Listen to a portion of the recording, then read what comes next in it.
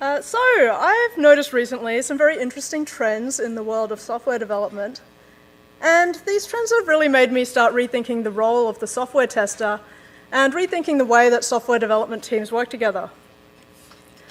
So when I first started being a software tester, just shy of about 10 years ago now, my role was a lot different to the one I have today.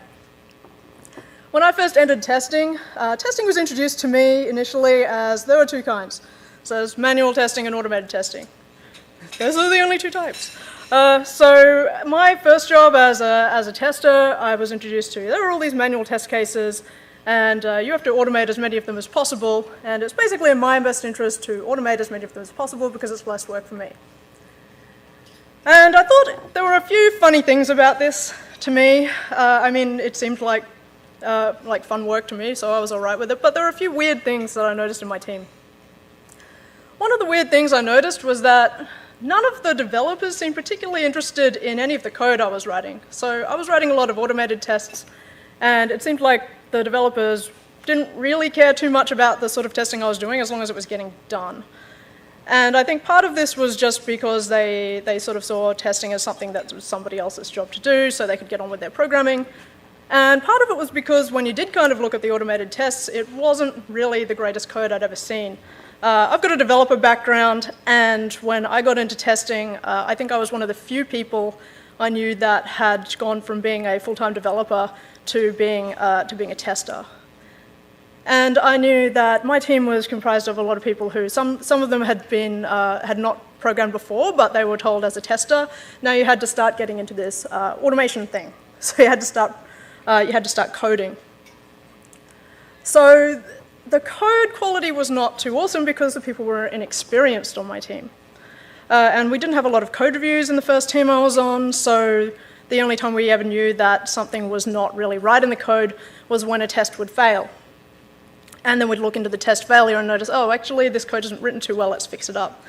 The dangerous part of this was when you'd have a test passing and perhaps that test wasn't really doing anything much. So you'd get these situations, for example, like I know there's these test frameworks that will just pass a test by default. So regardless of whether it does any kind of verification, I would find empty tests, right? I would find tests that would do nothing at all.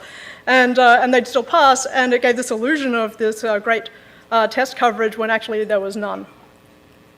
So that was a bit funny. The other odd thing that I noticed in these development teams was generally developers would give me something to test, and I'd go ahead and get started testing it, and then I'd find this really obvious bug. And I kind of thought, well, how could any human being ever miss this? I mean, this is pretty clear. I try to log in, and I can't log in. I mean, it's like the first thing you do, right? So it didn't seem like that was a lot of value I was adding, and sometimes I'd come back to the developer and say, well, what do you need me for to find this kind of thing? And like, why am I doing this type of testing for you? And they'd sort of reply back sometimes with, oh, you're so much better at it than me. And you know, to me, like, I remember my brother used to say the same thing to me whenever I had to do the vacuuming, like I'd say, so why can't you do the vacuuming? Oh, you're so much better at it than me, though. Well, you know what, pal? Maybe if you did the vacuuming once in a while, you'd probably get pretty good at it too. You know, just practice it. So I thought that was a bit weird as well. But don't get me wrong, there were some times when I felt like I was adding real value with my testing. I felt that way when I was asking questions of the team that they hadn't anticipated. I felt that way when I was doing exploratory testing, finding scenarios that perhaps people hadn't anticipated as well. But it seemed like the majority of my time were doing these supposedly two types of testing, manual and automated. So fast forward to about 2 years ago. About 2 years ago, I joined this team of developers in London, and this was a new type of team for me because the developers were doing almost all of the testing activities themselves that I was used to doing. So that was a big change, and I will never forget the very first planning meeting I had with this team, because we were sitting in a meeting room trying to work out what we were going to be building for that sprint. And one of the developers leaned back and thought for a while and then said, yeah, but how are we going to test it? And while all the other developers looked thoughtful as well, and went, oh yeah, that's a good point, and started changing the design of what they were trying to build, I was just sitting there trying not to fall off my seat in shock, because I had never ever heard a developer say this in my career. I'd been in meetings like that before where they'd ask me, tester, how are you going to test this, right? I'd never heard a developer ask the development team, how are we going to test this? So this was a new thing for me. And the other new part of this was that as the developers were building the software, they were not only writing unit tests, they were writing integration tests, they were writing UI level tests, and then after that, they'd pass it to another developer for code review, and then while they did the code review, they'd fire up the application and actually try it out. And that was what they called dev QA. And they would catch a lot of obvious errors there. They would basically go through the acceptance criteria and make sure that what they built was what they intended to build. And then by the time it got to me, because they still passed it to me to do some exploratory testing, I was no longer finding any obvious bugs. Actually, my work became a lot more challenging. Anything I found was something that we hadn't thought of earlier. And that actually meant that if I was actually in the planning meetings at the start and testing the product conceptually at the design phase, I knew that the more effort I put into that, the less I would have to do at the end of this process, because I could trust this team to test everything very rigorously. So I knew that anything we thought of at the start would be taken care of, not just in terms of the application code, but it would be rigorously tested by the time it got to me at the end. So we were releasing stuff very rapidly, and we were even running out of bugs to fix, which is something I hadn't quite encountered before either. So I thought to myself, why is this working so well? Why are we doing stuff so fast now? And to me, it comes back to these feedback loops. So in a traditional type of testing development team that I'd been in, there's always this kind of typical loop, which a lot of you may recognize. So there may be a developer, a tester, and some kind of user representative on the team, say a product owner. And typical kind of feedback loop ends up being developer will write some code and it's ready for test. Hand it to the tester. And the tester will have a look at this, fire it up, find a bug. They always find a bug, right? And then they'll write up a bug report. Take it back to the developer. Hey, developer, I found a bug. Developer's sitting there, headphones on, in the zone. So he goes, what? Oh, I'm busy, okay, I'm working on this important thing, look, I'll get to it in a minute, all right. So when they finally get time to go and fix this bug, they'll look at the bug, they might go back to the tester a bit and say, hey, I can't repro it, show me how you did it and everything. And then eventually they'll get to the point where they pass it back to the developer to verify the fix. And then the tester has to verify that it was actually fixed, and then it may not be actually fixed. So it keeps going round and round until the tester's happy with it, passes it to the product owner, and then sees that the product owner is happy with it. Product owner may have some feedback as well. It can go round and round this loop again. And when I challenge developers on whether this is actually an efficient process or not and say, well, why aren't you doing more testing yourself? A common response I get from developers is, I don't have time. There's not enough time to do testing myself. And while I think, okay, it makes logical sense that as an individual, if I have to do extra things like testing-related activities, it's going to take up more of my time as an individual, what this feedback loop is doing is eating up project time. So all of this waiting around in terms of developer waiting for the tester to do something, tester waiting for the developer to do something, this is time that it's taking up between the time that the application's written and the time that it's getting released to production in a solid state. And this could be hours or even days or weeks in between these types of cycles, right? And I even talked to a friend the other night who said that he was on a team once where he was a developer on this team, and he was writing this code that was well tested. So he was testing his own work. He had a lot of automated tests in place. He was doing some manual testing too. Every other developer on the team wasn't doing this. They shipped to production. It was an epic failure. They did a post-mortem afterwards, and one of the developers said, well, I noticed that Dan's stuff was the only part that worked, and he was writing tests. Maybe I should do that too. Maybe we should all start doing that too. Nods all around. Product owner said, yeah, that's a good idea, but we don't have time this sprint. Let's do it next sprint. So I think this is a common kind of response, but it really comes back to this waiting around project time. So I think the thing that my team was doing was a little closer to this model. There's no tester on this diagram, don't freak out. There may be a test specialist in the team that's helping this process go faster, but in terms of this find and fix, most of this activity, if it's done by the developer, is actually a much smaller feedback loop.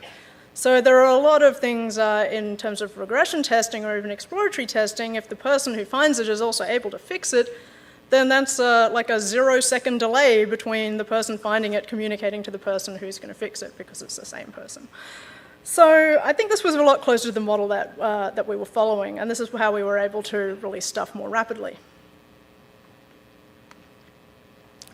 So I thought, okay, great, works in my context, works for me in that one time that I saw it work. Yeah, let's tell everybody about that. So I thought, okay, I might want to sort of back up these wide claims of this wonderful way of working by actually talking to some other people who have done the same thing and see how they implemented it and see if it's working for them. So I had the privilege of talking to 3 directors at 3 different companies who have been implementing this engineering model at their companies, and they saw some great benefits with it. And I wanted to ask them why they wanted the change, what the benefits were, and how they managed to implement it. So the first person I talked to was Elizabeth Hendrickson, and Elizabeth works as the Director of Quality Engineering at Pivotal on a project called Cloud Foundry. Now, Cloud Foundry is a very big, complex product with a lot of moving parts. And even though it is this big, complex product, the interesting thing is that they don't have a QA department for that team. They don't have anybody who has a tester role in that team. And it's very interesting. But it's not to say that there's no testing going on. There's a lot of testing happening there, but it is all done by the development team. And the product owners are doing all of the acceptance testing themselves because they are the people who best know what it is that needs to be delivered.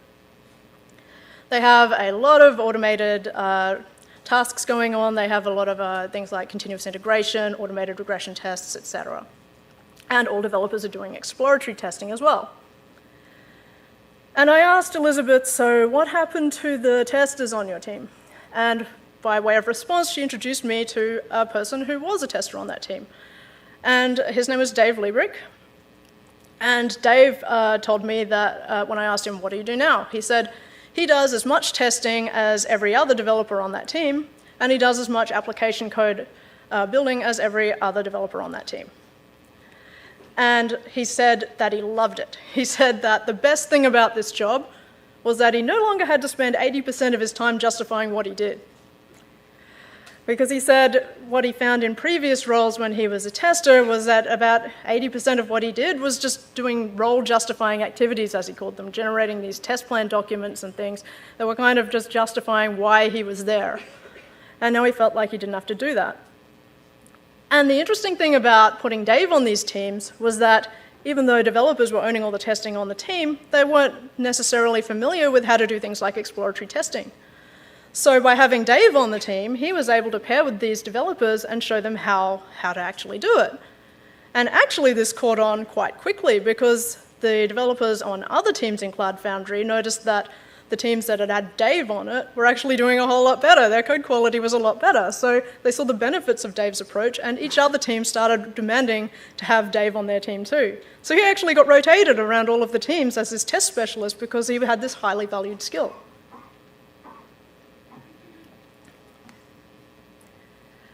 The next person I talked to was Alan Page.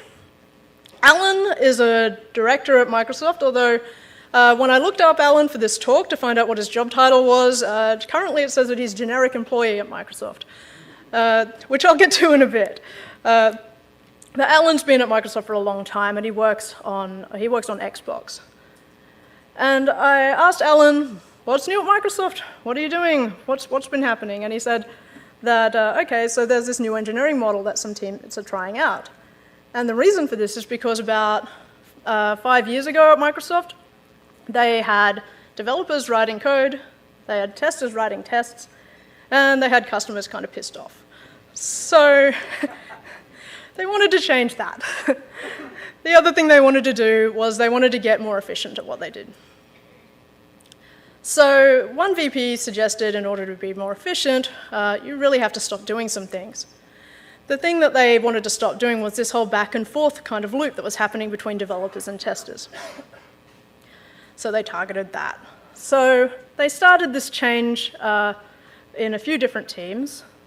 So some teams of Office have already moved to this new model, and there are some teams in Xbox that have partially moved to this model. And the interesting thing about these teams is that nobody in the teams have job titles anymore. Generic employee, there it is. So I said to Alan, okay, that's a bit weird. So if I ran into one of these people at a party, what would they tell me they did if I said, what do you do for work? And he said, they'd probably say they're a software engineer. And I thought, that's fair, because if you're doing anything on a software engineering team, that is ultimately your goal, right? Is making software. Fair. Okay. So what's different in these teams is that it's essentially, because nobody has any job titles, it becomes this team of generalizing specialists. And what that means is that it's not that every single person can do every single job in the team, but there are people who have their specialties. So people might be good at testing, people might be good at front-end web development, people might be good at release management, that kind of thing. But the difference is that they're not confined to these specific specialties. They can diversify and know about different things, so they have these overlapping skills. And in this way, the manager of each team becomes this great orchestrator of skills within the team. So they want to find out what people are passionate about doing, and they want to get people to do those jobs. Because they found that when they have people doing jobs that they're passionate about, things generally just get done. And I asked, okay, I know that there were tester roles at Microsoft. What happened to the people in the tester roles in these teams? And he said these people are really valuable. So they no longer have this job title, but what they're really bringing to the team is this whole view of the system. They're thinking about things in terms of the user. They're thinking about non-functional things. And they have this real high-level kind of domain expertise that they're bringing to the team. But what they're doing now is they're solving problems with code as opposed to being testers who can code. So previously, Microsoft used to hire testers who could code, doing essentially the same sort of thing I used to do years ago, which is just automating test cases all day long. What they want to do now is start hiring people who can solve problems with code, which is different because it means you can create a tool or some kind of infrastructure that's going to help people test things better.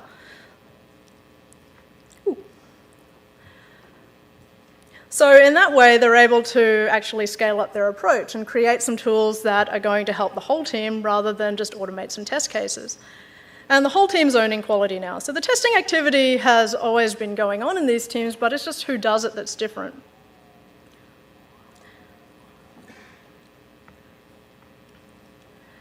And the last person that I talked to was Michael Bachman at Google. And Michael is an engineering director for display ads within Google. And in particular, he's a director of an organization called Engineering Productivity. When I first joined Google, I learned that the ads department had this amazing reputation for building high-quality infrastructure that was enabling teams to be more innovative and more agile. And then I learned about some of this infrastructure, and it was really, really impressive stuff. So when I talked to Michael, I wanted to know how this change had come about in this team, how they got this amazing reputation for helping teams do better, and how display ads and the ads organization actually worked. And he said that 6 years ago, Google was a much different landscape. So they had a lot of manual testing in terms of manual regression testing going on, and it was done by vendors, not by full-time staff. And in addition to this, releases were kind of slow. They would happen maybe once a month or once every 2 months.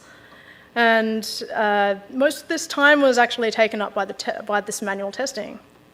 And when they had a look into what these testers were doing, it turned out that 90% of them were actually primarily focused on front-end verification, so testing things through the UI.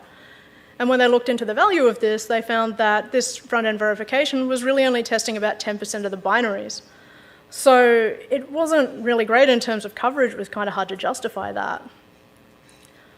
So they wanted to change, and they wanted to get faster, because there was a lot of competition on the horizon not just other big players like Microsoft, Amazon, Facebook, places like that, but there were also startups out there. And the thing about startups is they build stuff fast. So Google also had to get really fast in order to stay competitive in the industry. So one of the things that they changed was the name of this organization. They changed it to Engineering Productivity. So there actually wasn't a testing organization anymore. And the reason that they wanted to change this was because they wanted the engineering team to own quality as a whole. So they took away what they called this QA safety net and got developers to start doing testing activities themselves and take that on board. But what they did to support this change was they had this engineering productivity organization that was creating tools and educating the team on how to test better. So what they changed as well was the hiring bar for the new full-time staff they were introducing to this engineering productivity organization. They created this role called Software Engineer in Test, or otherwise known as SET. And an SET at Google is a software engineer, like a Google-level software engineer, pretty high bar to start with, who also knew something about testing and knew something about creating testing tools and infrastructure. So this way, they were able to invest in full-time staff. They were able to grow people's skills instead of relying on these outside vendors who they really couldn't invest in very well. And what they did was they would embed a few of these SETs on each engineering team, and these SETs would be helping educate the developers about how to do testing better, but they would also be there owning their own infrastructure goals. So this actually allowed them a better opportunity in terms of career progression, because each SET was able to have complete control over the impact of the infrastructure they were providing. And previously, vendors on the team, really their success was just relative to the success and complexity of the project they were working on. So in that way, they were able to scale up. So SETs were able to create tools that were not just used by one team, but by multiple teams. And they could really focus their efforts on creating this high-quality infrastructure. And it really raised the respect level for this profession as well. Much to the point where this organization became so well respected throughout the company that if a team didn't want to work with them and wanted to go back to the old method of having a separate QA team, they really couldn't do it, because they had such great exec approval, because the execs had just seen how this model worked so much better, because they were releasing stuff so much faster in such a more efficient manner. So as a result of this, they were able to make this scalable catalytic infrastructure that was helping teams be less afraid of change and release stuff faster. Because when you can release stuff faster and you know that it's got all this checking in place to make sure that there are regressions not happening anymore, it means you can experiment more. It means you're not so afraid to try to push something to production, because you know it's going through this rigorous checking on its way there, and you know that in the unlikely chance that something does break, you can fix it quite fast as well.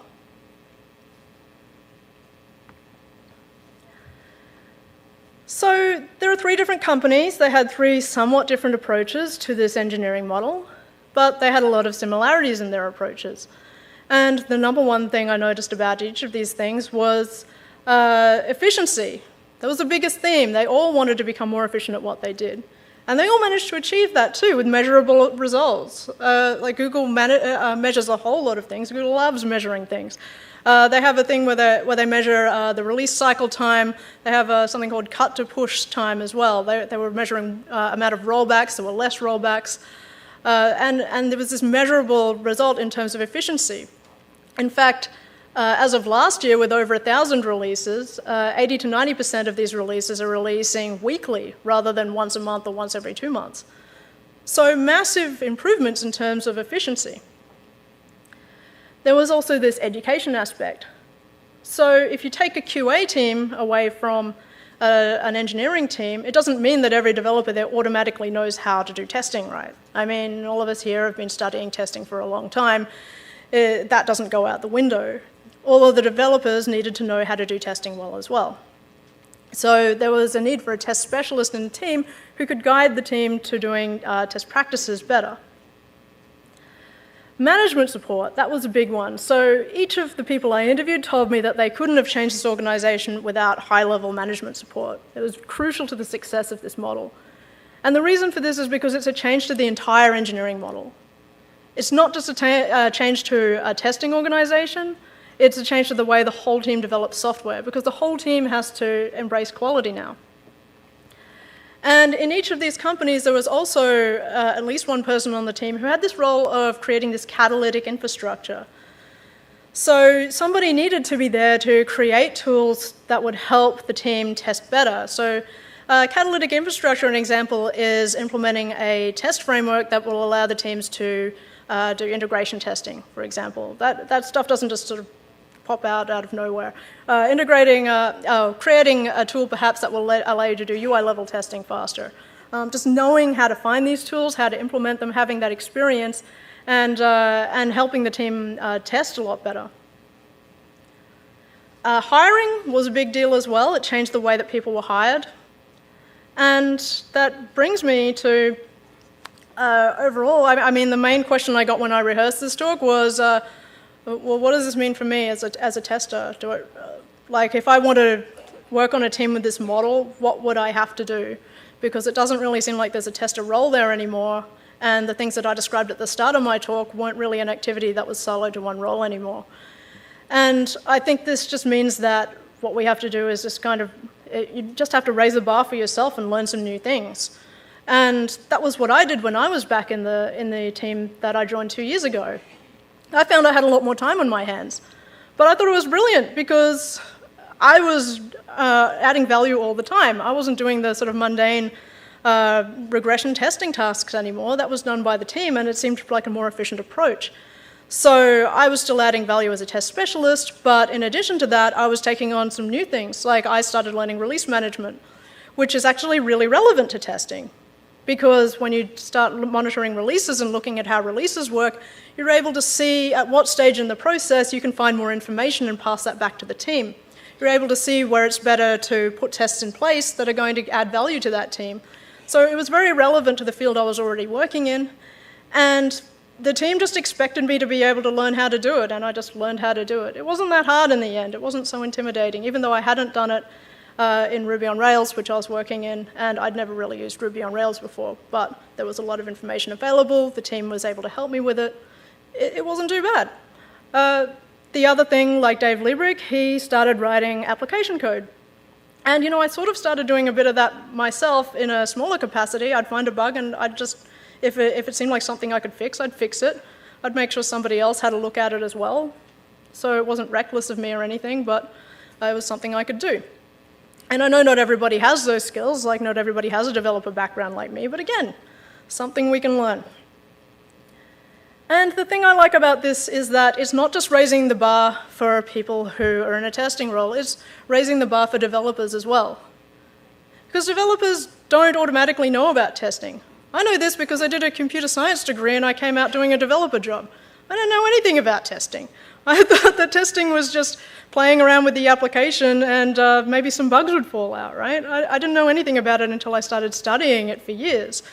So you can't expect developers to automatically know anything about testing if they haven't studied it either. So it does raise the bar for developers to be able to know how to do good testing practices and make their code more testable. And that was something they found at Microsoft too, was that 100% of the time when developers were writing their own tests, the code quality got better. And I think part of the reason for that is because when you're developing code, you have to start and think about how you're going to know it will work and what you're going to put in place to know that it will work. And automatically it makes you make that code more testable, and in that way it makes it more maintainable. And when it's more maintainable, it makes it easier for the next developer who comes along to try to do something with it too. And ultimately I think it's raising the bar for software quality in general. Because if everybody on the team's getting better and being more thoughtful about what they do, then it means that we're all able to perform our jobs better, and that's going to produce better software.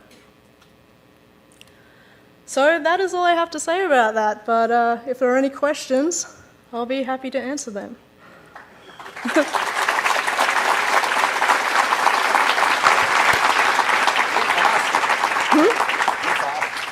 Yeah.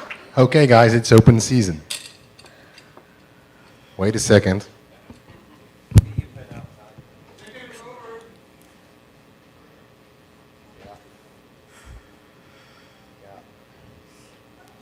Got you.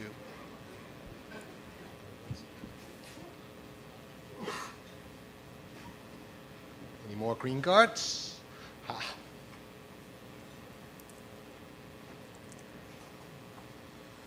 Okay, let's start in the back with Ben.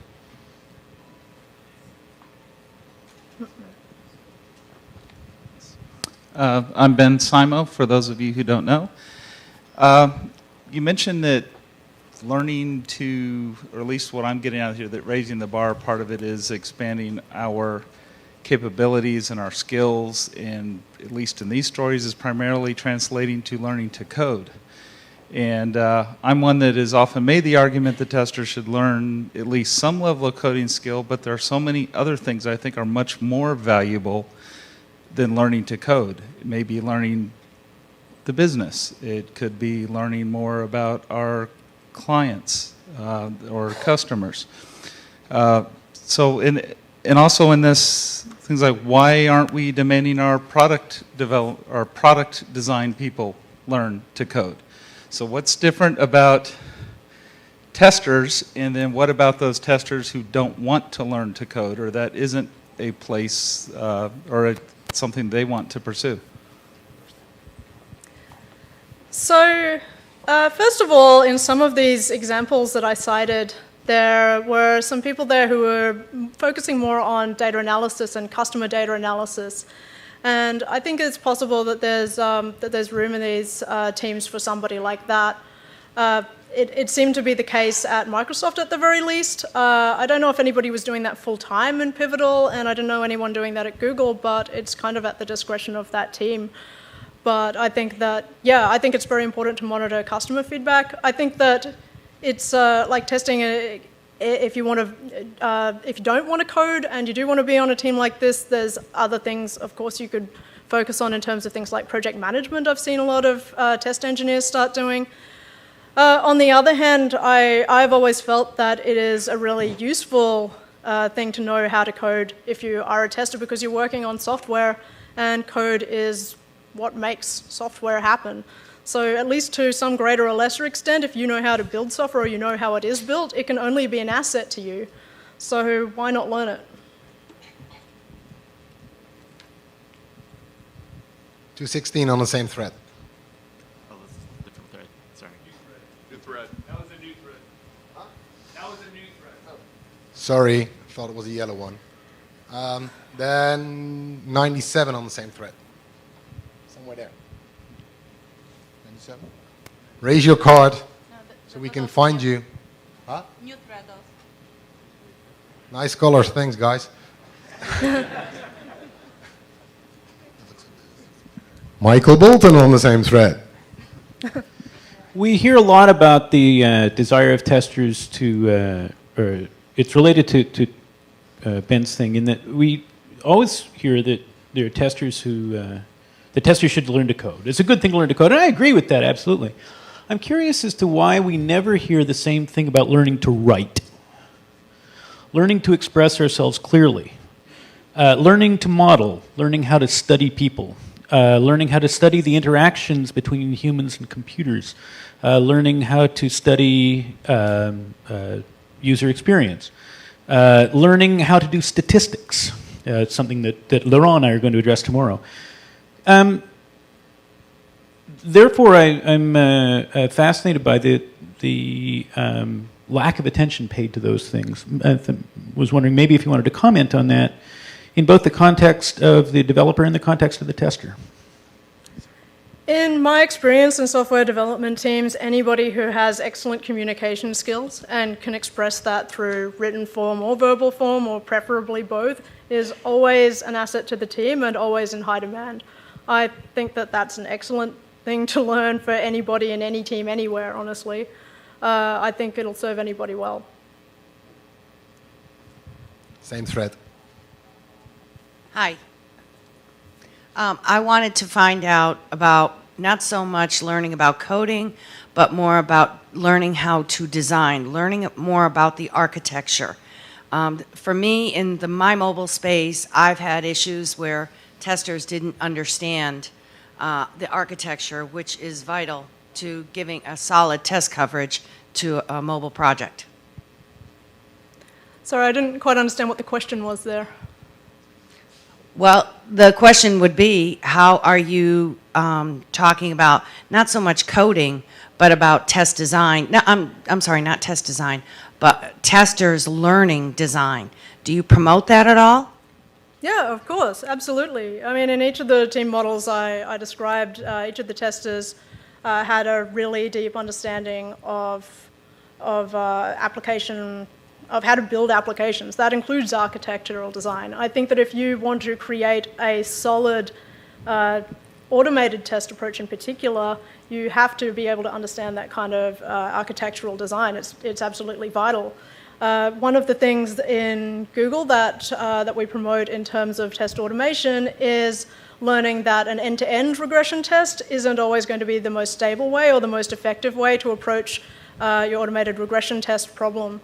So learning how to be able to architecture these types of tests lower down the stack and break it up into different types of tests is absolutely vital to anybody who's going to address that kind of problem. Okay, I'm not going to take any more threads on this question because we got at least 10 more green ones. So new thread 222. All right, I'm Ilari from eBay, and thanks a lot for your talk. It's been interesting to listen to other companies experimenting with how testing is done. We at eBay in Europe, we also experiment with having testers embedded into teams. And as far as I understood, in your organization, there is no longer any testing organization. And kind of having a big system being kind of a big system, the developers influencing a small system, the testers. How do you maintain the integrity of the testing craft and the testing skills so that it's not swallowed by a rote engineering approach to only do some automation? Yeah, I think that's interesting. So if I understand correctly, you're asking how you can keep the integrity of test design in the culture rather than having just everybody kind of making it up as they go along. And yeah, I think that's where that test specialist knowledge in the team comes is very, very important. Like I said, if you've studied testing and you've studied good test design, this is something that takes practice and it takes a while to understand. You can't just take any developer and expect them to automatically just know these things just because suddenly they have to do it. Over time, they may discover the same things, but it's a lot faster if you have somebody on the team who's able to educate good test design. And part of that, I think, pair programming has been proven to be useful in some of these companies in terms of having somebody with testing experience pairing with a developer, guiding them to write good tests. One of the things I particularly noticed is a lot of teams will shoot for a code coverage kind of target, thinking that's going to help them get good test coverage. And this doesn't always reflect the quality of the tests. It just means that there's good line coverage there. It doesn't necessarily mean that they're testing in a good way. So yeah, definitely there needs to be somebody on the team who understands good test design and can teach the team how to do it better. Anne-Marie, same thread. Is it green? I can't see it from here, sorry. Then on the same thread, Ben. So Trish, you talked about how management support is crucial to the success of this model. Have you seen any sort of management dysfunction when trying to adopt this model? And talk about maybe that perhaps. Sorry, it took me a while to realize who was talking. So could you repeat the question? Yeah. Because you were right there. I was looking over there. Anyway, sorry about that. Yeah, I'm pretty easy to miss.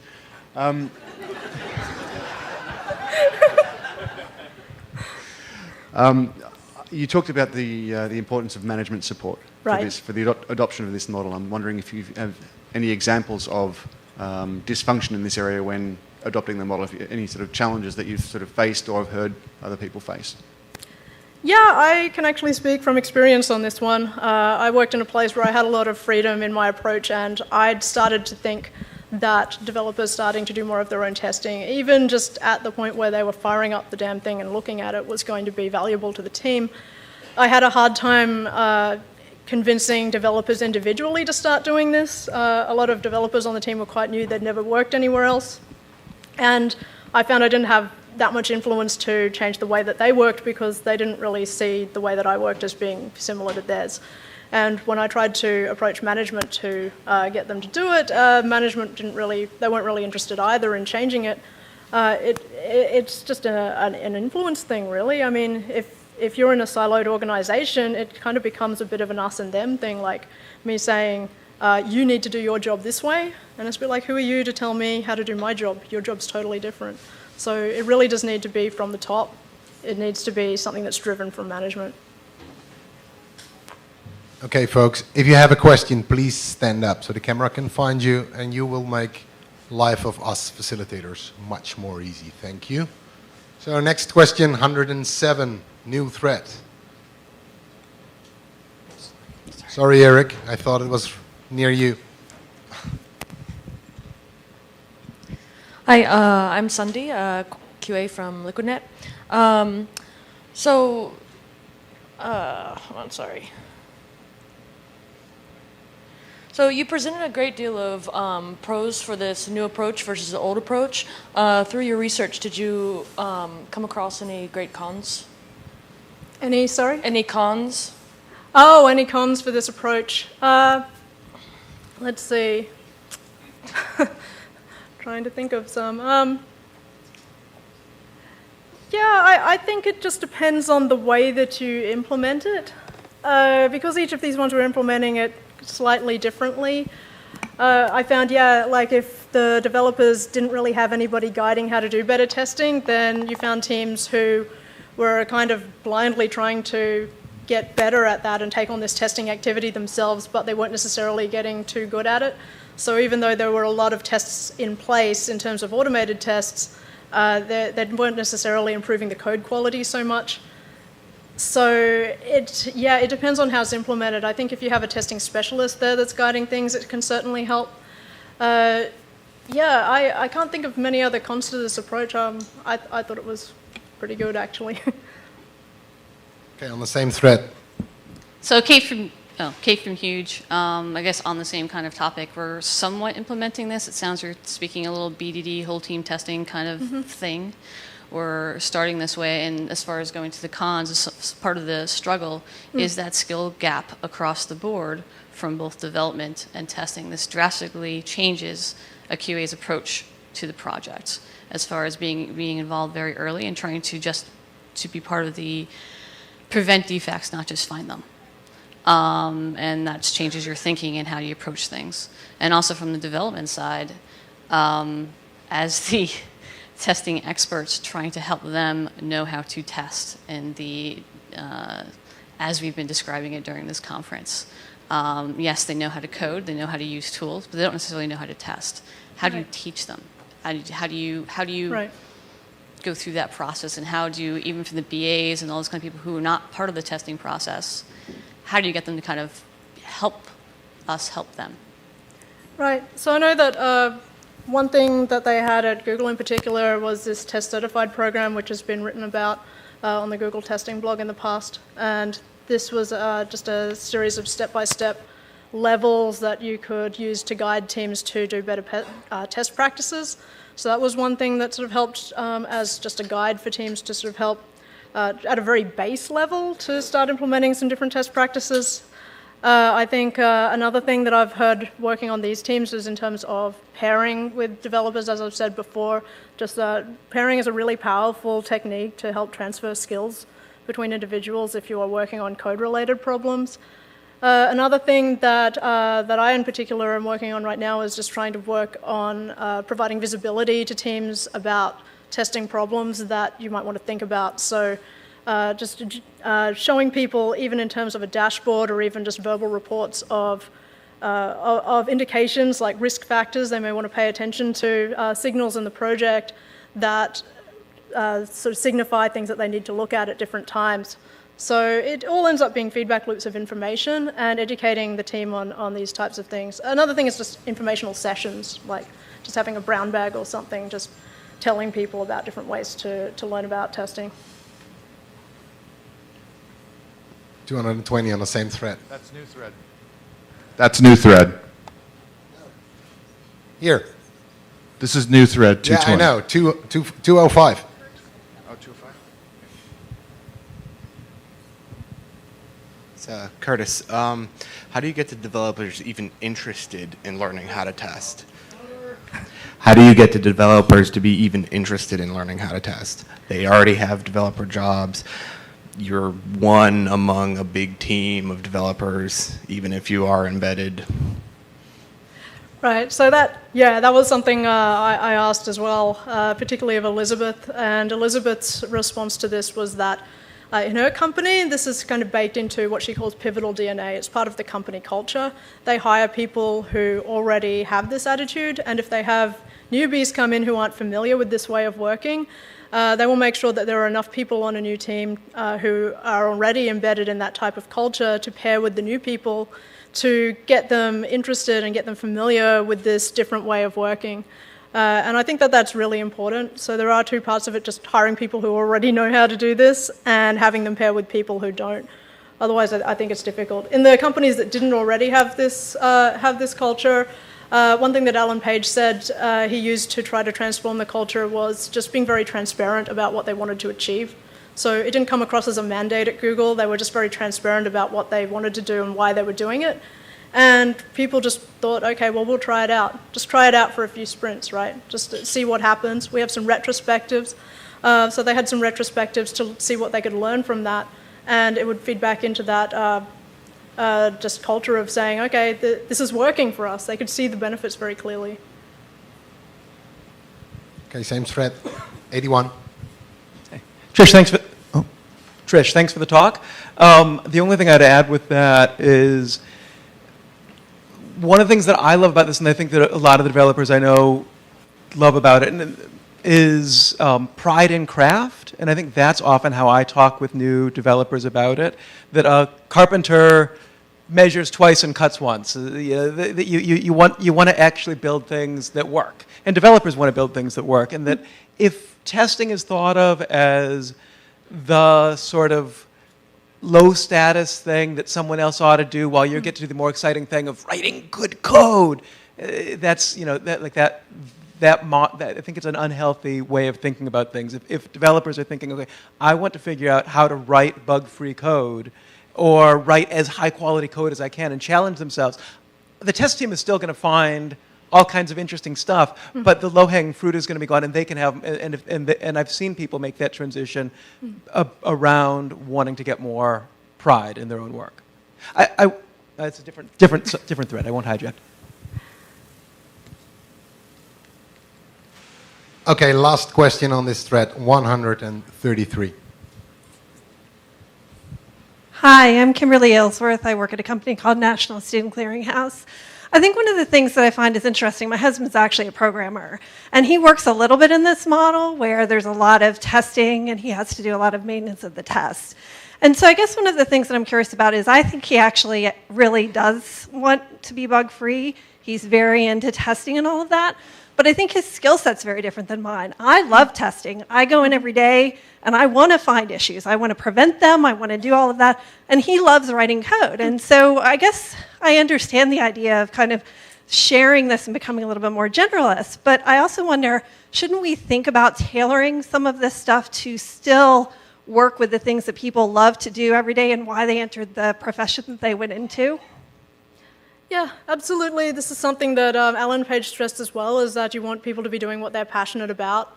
And I think that, like this gentleman pointed out over here, good developers are passionate about writing good code, and testing practices enter into that. So if they want to write really excellent code, then they know that if they write tests, that's going to help them towards that goal.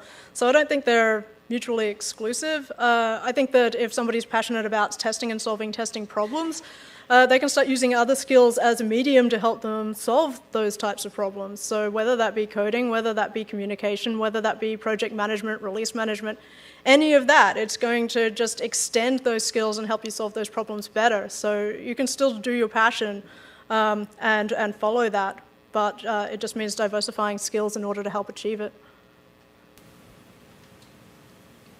Okay, question from somebody online.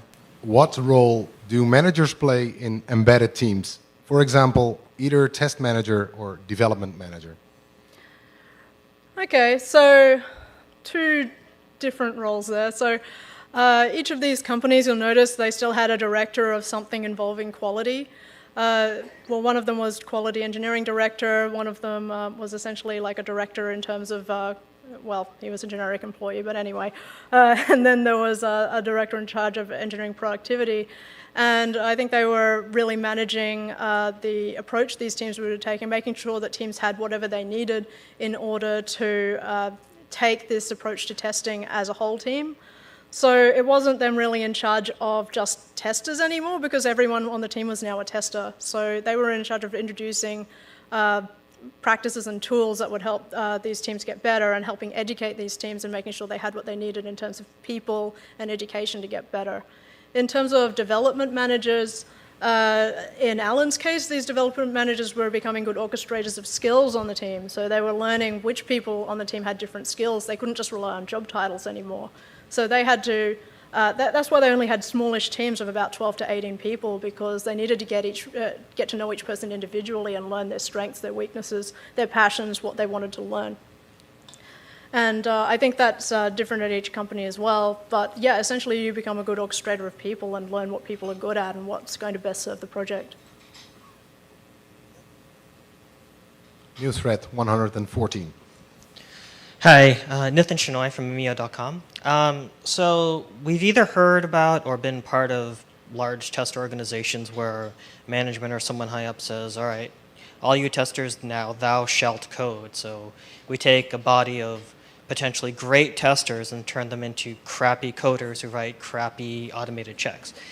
So with this sort of process, what sort of checks and balances or accountabilities put into place to make sure we don't take great developers and turn them into crappy testers? Yeah, so I think this comes back to the overlapping of skills. And like I said, pairing plays a big part in this. Like I said, back when I was an automation engineer and finding a lot of people in exactly the position you say, getting testers and becoming crap developers, yeah, there wasn't really a whole lot of quality control in place, even in terms of code reviews or pairing or anything like that. There was no transference of skills there.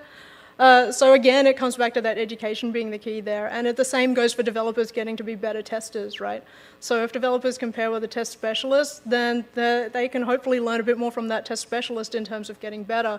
Test specialists are able to look at the whole project and see what they need to do in terms of educating individuals to get better at what they do. Because if we educate the individuals and instead of implementing a process on top of that, then you're going to achieve better results than just trying to get people to follow simple steps that if they don't really understand what they're doing. Does that make sense? Same thread, 177. Hi, I'm Jerry for Ultimate. I have a quick question. So when it comes down to performance, do you embed that into the teams as well, or do you have performance test engineers as a different team? So yeah, I think that's embedded into teams as well. There are different ways to address performance testing, and I've worked on a lot of teams where engineers on the team will take on that. Sometimes it takes a testing specialist to even bring it up early because like Alan had said, one of the benefits test specialists are bringing to the team is thinking about these non-functional issues that perhaps other people don't think of early. But you know what, I've worked on engineering teams where the developers are also concerned about performance right away. I think that it's also, again, something you can learn. Some people are good at it, some people aren't. Some of those people are testers, some people are developers. I don't think it's an isolated skill. Same thread, 31. Hi, my name's Rochelle, and I was just curious. I've heard a lot of talk about doing the skills and like embedding everything into one team. And so for those of us who have a background in tests, and if we're supposed to be going through and learning like coding and project management to embed ourselves in these teams, who should be responsible for footing the bill on that? Should it be on the company's end, or should it be a restructure of the organization where they're only hiring people that already have that skill set? Like, what's the solution there? I think that honestly comes down to the company that you belong to and the approach they take to that. On a personal level, it's probably mainly upon yourself to just build up your own skills. That's going to be the best way to approach it. I really think it depends on what company you work for and how they decide to approach that, whether they decide, okay, we're going to train up the people we have, or we're just going to hire new ones. There's always that possibility, as unpleasant as that may be. So really, if you want to think in terms of job security and you think this is a direction your company's going in, then it's something you just have to think about yourself. Okay, we got 15 minutes left and 10 new questions on the stack. So raise your card if you're still on the stack. 235. No? Okay, gone. 93. Yeah, still on the stack. You're next, John. Wait a second. 134. Gone from the stack. 76. 76. Still on? Yeah? Okay. 216. 97. Yeah. 45. No. Gone. 238. Yeah. 223. And 220. Okay, John, you're next. Thanks, Hype. Hi, Trish. My question goes back to one of your slides, which says do more testing at the beginning, so you have to do less at the end. My experience with testing is as you test, as you uncover what's happening in the product, you find more things to test. So I don't understand that quote at all, because it's more back-end heavy than front-heavy, because as you're testing, you uncover new information, you can uncover new issues, new things that you may need to go and investigate by exploring. So that's my question. So I think it depends on how much you know about that product already. If you don't know anything about that product, then you're probably going to find you're learning a lot more things about it. Just kind of makes logical sense. If you are already a domain expert in that product and you already know what the product itself is like, you've done a sufficient exploration of that product to become really familiar with it, and then you're presented with the specs for a new feature for that product, then you can imagine conceptually what that feature is going to look like if you can assume that everything is going to be built and tested effectively as it's written down, right? I think that's really key to that. Yeah, so if you can do that and you can rely on the product being built as specified, then yeah, the more effort you put in at the start should mean less at the end for you, because nothing's really a surprise to you at the end anymore. I mean, okay, not nothing's a surprise. You're probably still going to find something if you're doing exploratory testing that nobody had thought of, but it's going to be a lot less than if you already know exactly the landscape you're dealing with and what's going to be built on top of that landscape. Same thread, 52. Hello, everyone. My name is Bai Jie. I work for Schlumberger. Actually, my organization recently trying to do something like agile testing. So the whole team, like embedded team, we have QA, developer, and business people work together. So I would like to share here is actually what we did to let developer involved more in the testing is what we do a practice like named as a kickoff showcase. So kickoff means that before development, so developer will call the business people and the QA together to discuss about this requirement, and we will define the acceptance criteria. In this case, which means that before developer hand over this feature implementation to QA, they must ensure that those things they are tested. They ensure that some basic quality, and then hand over to QA. This is the way that we let developer involved in the testing.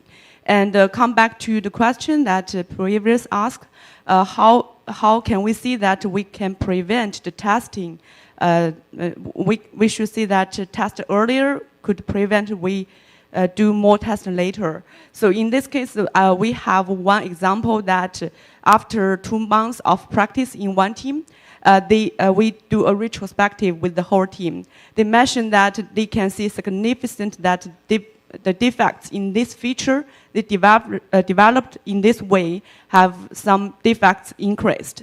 So in this case that they did some testing by developer before hand over to QA, and then they find the last bug later, and then we will reduce the effort to do regression test later. So I think this is the comments I would like to share with you. Okay, thank you. Sorry, was there a question there? I didn't understand. Very sorry. I think it's more about sharing with you all and try to answer the question just raised. Okay, sure, thank you. Thank you. Same thread. Yeah, I'll add on to that because that's the concept that we're going for, and we're doing this on a couple of different projects. The more kind of behavior-driven development kind of concept, where you have the three amigos kind of meeting for every user story, where you kind of go over all the scenarios that you will probably test. That's not all you're going to do, but the concept being that the developer will actually code and make those tests pass, and so you don't have so many bugs about and misunderstanding about requirements. Again, trying to do as much to prevent problems, which changes the role of a tester / QA, whatever you want to call that person, on a project. So they're still very valuable and add a lot to the project. But you're not just kind of sitting there looking for bugs, you're doing a lot more than that. Okay, new thread. Hi, my name is Patrick O'Brien. I work with GE Bentley, Nevada. So our team right now, I think we're in that same kind of process as where our QA are sitting down with our dev teams, and our devs are asking the question, how do we test our code? So I was really glad you pointed that out. So I think we're in a mature enough state, and we're kind of looking at moving forward, but one of the problems we're still facing is a lot of integration across products. So we have one silo here who's doing project A, and the next team is doing project B, but we don't have a bridge between the two. So we're wondering if like our QA could maybe transition and kind of doing like a system testing type at that point. So I was wondering about your experiences in that field. Yeah, I have personally found that a very difficult problem to solve as well. There are a few approaches that I am experimenting with regards to that, one of them being having automated tests in place with regards to those systems as best I can that I know are probably going to be flaky because they're reliant on that third party, taking that flakiness into account and trying to feed the information back in such a way that it's still not a nightmare to debug. If it makes sense for that to be more effective than doing it manually. If it turns out that doing it manually is the fastest and most effective way of doing that cross-system test, then I guess why argue with that? But yeah, I haven't found a perfect solution for that either. On the same thread, 232. Hi, JCD. I'm wondering if you have any like test architects or someone who's sort of outside of the team who can go from team to team, or for that matter, developer architects usually exist who go cross-team. So is there a similar concept for the test side in any of the studies you've done? So I think that at Pivotal, Dave Liebrecht was a really good example of that because he had this testing expertise under his belt, and that was why he was highly sought after in each of the other teams in Cloud Foundry, because he was able to bring that expertise. And I'm sure that a lot of that included things like test architecture and test design.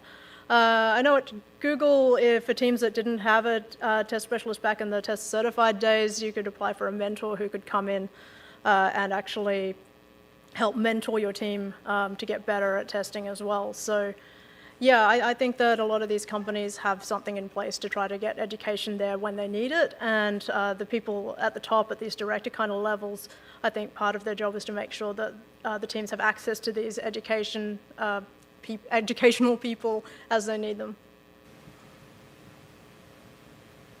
Okay, new thread, Ben. So I wanted to touch briefly on the quality, group ownership of quality topic, which you had in your slides. I've heard from a number of places the counter-assertion that if everyone is accountable or responsible for quality, then no one is. My response to that is somewhat not PC, but I'm more interested in your take on it. Yeah, I think that kind of comes down to the attitude of the individual. So if you're still seeing it as a task that one person needs to do, then it does become one of those tasks of, oh, everybody should do it. So less about everybody should do it, but one of you needs to do it. I think if it's seen as a task that every individual needs to do to get better themselves, and it becomes a measure of the individual rather than saying, okay, as a team, is somebody at least doing it, then yeah, people will get better at that. I think the difference in these team models is that it's sort of seen as an individual developer getting better at what they do by testing. Like in the team that I worked in, I asked the developers themselves, like, well, what made you even want to do this in the first place? And one of them said, well, I knew that if I didn't test, then every other developer would kick my ass because my code would be really terrible. So I think it comes back to that work culture as well. Okay, new thread, 220. Hi. I wanted to know what impact do you think the nature of business organizations are involved in can have on successful implementation of this strategy? For example, what if today Google is able to do it because it is creating products and those products and features are kind of controlling their users. But how will it happen if some bank tries to do this? Sorry, I'm having trouble hearing. Could you please speak up? Oh, sorry. Oh, so I wanted to know what impact do you think can nature of business organizations are involved in can have on successful implementation of this strategy? So was the question you want to know what kind of impact it can have on the business from a... No, the nature of business organizations are involved in, what impact this thing can have on successful implementation of this. Oh, the nature of the business and what impact that could have on implementing this type of model. Yep. Right. Yeah, I think that each of the examples I cited was in the business of product development. And I don't know if this works for, say, developing client software. It could. But I haven't talked to anybody who's doing it. Maybe someone here has an example. I did talk to somebody recently who said that he worked at a bank and he wasn't implementing that model anytime soon. And I'd trust his knowledge that perhaps it doesn't work in his context. So maybe it doesn't work in every context, but it worked in these people's context. Okay, same thread. 41, last one on this thread. Sorry, Fiona. It's not a question. I'm just going to answer this question. So I come from a pharmaceutical side, and we use essentially the same techniques you've been describing. And we've used it in telecoms, where I'm also from in the past as well. So the industry has no impact. It's more about, can you do that sort of process and make the people do the change? That's all. Okay, Ben, you had a new thread. But I really have the same thread because someone else asked my okay, question. Your call. Yeah, when I hear of some way of doing something, I like to consider in what context might it work and in what context might it not work. And in your examples, I think of Cloud Foundry. That's a set of tools, services for developers. So the users are like the people building it. Google's ads. The people who see the ads are really the product, not the customer. And I'm in advertising, so most of the systems are technical systems talking to other systems. The user is not the user. So I'm wondering about cases where this may not work just because the tech people are so different from who the users are, and it's helpful to have users like, or testers like users, or developers that like users. Someone mentioned pharmaceuticals. I worked for a healthcare company, and we hired pharmacists to be testers. And we paired pharmacists and testers together because the testers didn't have the domain knowledge and the pharmacists didn't have the testing knowledge. So I guess after my statement, my question is, can you think of contexts in which this approach may not work, or does anyone have examples?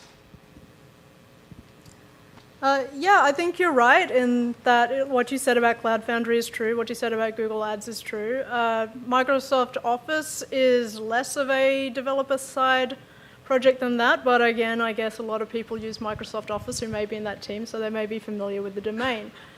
I guess one could make an argument for saying that you may have UX designers and product people on the team that are committed to understanding that user base and providing that information to the team so they can do their jobs more effectively.